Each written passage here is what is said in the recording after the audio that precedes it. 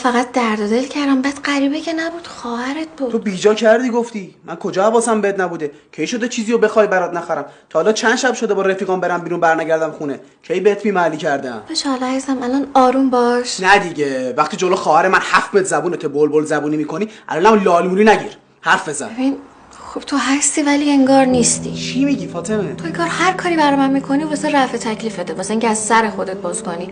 من اینو کاملا حسش میکنم. اینکه بگی من وظیفه‌مو درست انجام میدم، شبا تنها نمیخوابه، هر چی میخواد براش فراهم میکنم، ولی مشکل من اصلا اینا نیست.